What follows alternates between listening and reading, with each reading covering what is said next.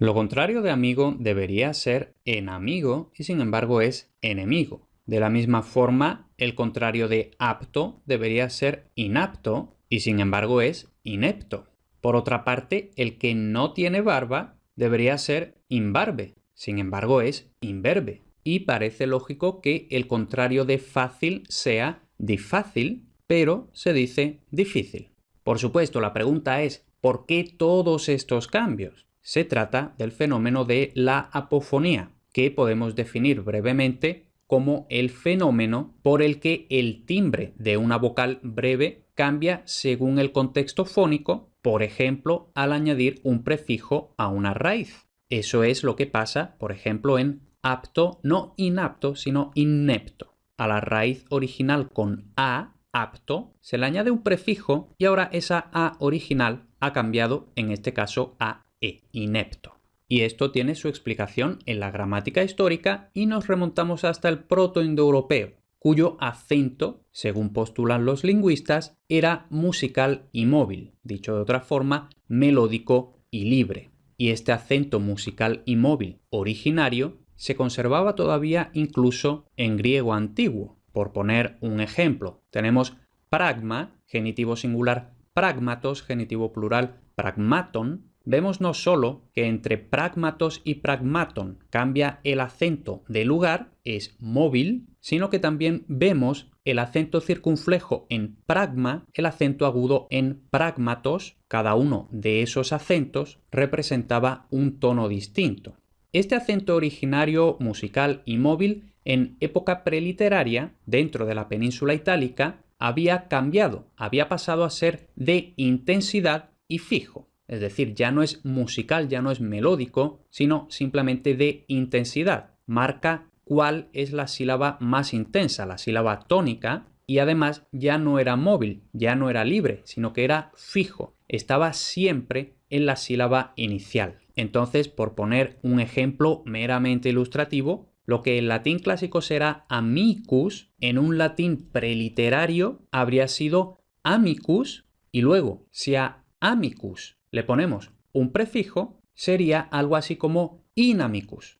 Y aquí es precisamente donde y cuando entra en juego la apofonía. Este inamicus pasa a inimicus. La explicación de esto es que este acento de la primera sílaba sería tan fuerte que las siguientes vocales llegaban a perder fuerza articulatoria y así llegaban a cambiar de timbre. Entonces esa A, inamicus, pasaba a I, inimicus. Esto, por cierto, es bastante similar a lo que ocurre con las vocales átonas en inglés, que independientemente de su escritura suelen reducirse a schwa o a e.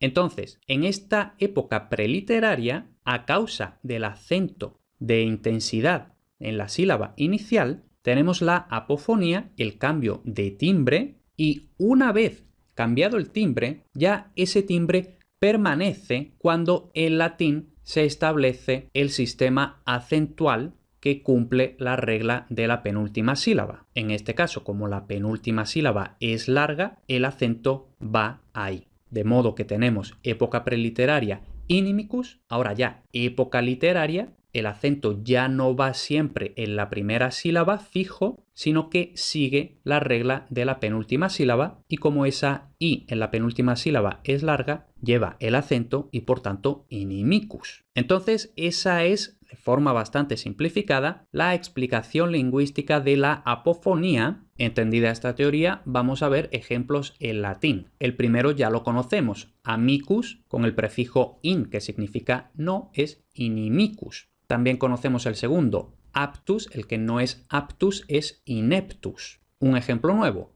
arma, el que no tiene armas es inermis, y parecido, ars, es decir, arte, el que no tiene arte, por así decirlo, es iners, de donde viene el español inerte, que ya significa más bien otra cosa. El que no tiene arte es el que no tiene habilidad, es el que no actúa.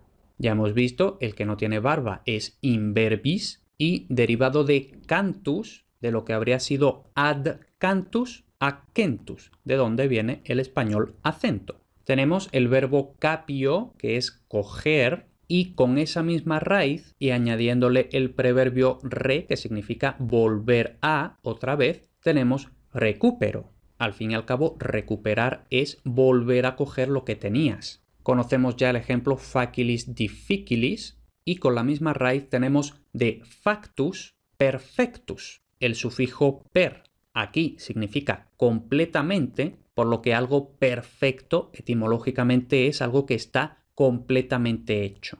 Y luego de salsus vemos claramente la raíz de sal. Lo que no tiene sal es insulsus, que en español ya no significa tanto eso, sino que es más metafórico. Algo que no tiene sal en el sentido de que es aburrido. Para decir que no tiene sal decimos más bien soso, que por supuesto también está relacionado con esta raíz. Si la palabra es patrimonial, ha evolucionado desde el latín hasta el castellano, la vocal que teníamos en latín sigue evolucionando de forma totalmente normal según la cronología relativa, de modo que de un supuesto latín preliterario inamicus, inimicus, literario inimicus, vemos ahí esa I breve procedente de A breve y sabemos que I breve pasa al español E, por eso enemigo. Esta es una palabra que aparece desde los primeros textos castellanos, es una palabra totalmente patrimonial. Por el contrario, si la palabra es un cultismo, va a conservar la vocal latina, la vocal no va a seguir evolucionando según la evolución natural del castellano. Entonces, del latín insulsus, a esa U breve del latín le corresponde una O. Deberíamos haber tenido insolso, en cambio no, tenemos